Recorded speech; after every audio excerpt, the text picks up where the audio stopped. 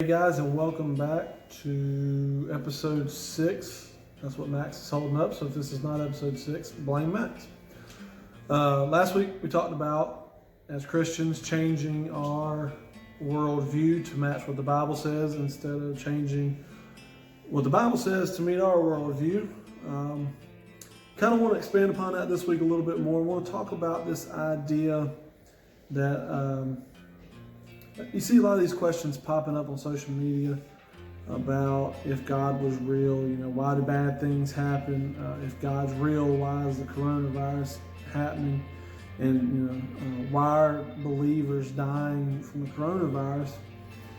And I guess as kids, I kind of thought this too sometimes, like this idea that if I become a Christian, that everything's going to be roses, fairy tales, everything's going to be great. And one day it will be, but I want to talk to you about 3 individual definitions today, there's explanations that the Bible gives in the New Testament about the Christian walk. And honestly, when you look at those, they don't really paint this pretty picture. But there is this great hope. And so I just kind of want to run through that today. The first description comes from Jesus himself when he tells those that are listening to him that if you want to be his follower, you've got to pick up your cross, deny yourself daily, and follow him. And so this idea, I think, sometimes gets lost in today, because when we think of a cross, let's be honest, we think of a piece of jewelry, a symbol in a sanctuary, but a symbol of hope. But when Jesus was telling this in his time, he is telling the people literally to pick up the most torturous, most brutal form of punishment the world has ever seen. We're going to get back to that part, but I want to talk to you about the second one. When Paul calls it the Christian life a spiritual warfare, he explains that we're fighting against forces of evil. We're fighting this battle constantly between what the flesh wants and what the Spirit wants. And to me, the third and the most brutal explanation, description, whatever you want to call it, is when he calls it the race of life, and he calls it a marathon. Like, I imagine if I was sitting there when Paul's preaching and he calls it a marathon, probably going to elbow the guy next to me like, did he say marathon? Surely that's not what he meant. And so as I think about that description, I think about running a marathon. I could be a world-class marathoner. You may not believe it, but I could be an Olympic gold medal marathon winner if 3 things were different in my life. Thing number 1, I'd have to like to run. Like, seriously, if you see me running towards you, don't stop, don't ask questions, just turn around and start running in the same direction. Because I'm not running for no reason. Something's going down.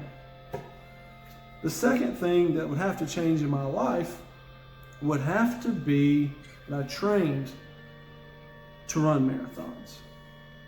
A lot of you know that I've been living, well, not me, but myself, my wife, and my children, we've been living at my Aunt Beverly's house up near Recreation Acres for the last couple of months while we wait to move. And there's a lot of times you'll see people like out on their morning run, their evening run, their afternoon run, their night, I don't know, they run all the time. And so one day in particular, I was sitting there in the kitchen, drinking a cup of coffee. There was a bunch of people, I think it was a Saturday morning, just running back and forth, just getting their exercise in. And I'm sitting there and I think to myself, I should do that. So I sit there a little bit longer, finish my coffee, and I think, I really should do that. So I decide I'm going to get up, I'm going to get my tennis shoes on, and I'm going to go for a run. So as I turn around from the window and start walking across the kitchen, I hear this voice. And it sounded like a little girl. And she says, "What about the Girl Scouts?" Well, I kind of looked around, trying to figure out if I've gone nuts or not. Didn't see nobody, so I just, took another step and I heard, "What about the Girl Scouts?" And that's when it dawned on me that I had a box of Thin Mint Girl Scout cookies unopened in the freezer. And I thought about, there's probably some little girl somewhere in America that she just can't afford to be a Girl Scout if I don't eat this box of cookies and go buy another one. So I set my coffee cup down, opened the freezer door, grabbed me a sleeve of Thin Mints, sat down, and ate them all. Watched people run. Now you might say that I was just being lazy, but I would like to think I was doing my part to help the community. So you're welcome. The third thing though that would have to change if I was going to be an ultra marathon, gold medal winner, whatever you call them, is I'd have to lose a lot of weight. I'm really too heavy. Like I watched a rerun of an Olympic marathon trial the other day because there's absolutely no other sports on. And the first 4 people made the Olympic team that won this race. And I realized as, I'm trying to cheer them on and trying to get into it because, missing my football and baseball. But as those first 4 people come across, like if you add all 4 of them's weight together, you probably get close to mine. So as I thought about those 3 things, I thought, well, I may never be an Olympic gold medal marathon runner, but I could be an Olympic gold medal spiritual marathon runner. And then I got to thinking about those same 3 problems. And I figured out that's kind of true about the spiritual marathon of life too. Again, number 1, don't like to run. I don't, and I don't think you do, like to deny what you want every day. You don't like the idea of giving up what your desires are and exchanging them for what God's desires are. Again, what I tell you in the beginning, when Christ said you got to deny yourself and pick up your cross, that doesn't sound like fun. Just like running 26.2 miles, it doesn't sound fun. It's the same principle. So then we get to number 2, I got to train for it. And if we're training for this spiritual marathon, we got to be in the Word. We've got to be listening to our elders and to those who are strong and deep in the faith. And we've got to be in the Word.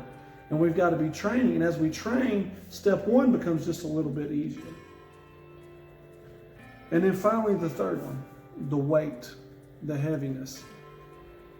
How many of you are like me and you're carrying that heavy burden of sin and guilt with you and it's slowing you down? When in fact, all we've got to do is lay those at the cross. I don't like to watch marathons. I do like to watch the Olympic sprinting. And so many times our Christian walk is like Olympic sprinting. When we get baptized, we come out running and we look like Usain Bolt going down through there. But then as we get heavier and heavier with the guilt and the sin, we slow down. And as problems arise in our world, we slow down and sometimes we stop. I know right now a lot of us are struggling with the coronavirus and we're feeling like this marathon, like we just can't climb this next hill. The great hope of all this is if we just keep walking forward, God's going to carry us the rest of the way. So as you go through this week and you think about the spiritual marathon that we're on between here and heaven, again, just hold out the hope that you don't have to be running like Usain Bolt. You don't have to be running at the front of this marathon. You've just got to keep moving. If you do that, the God of creation will carry you all the way to the finish line. Love you guys, and we will see you next week.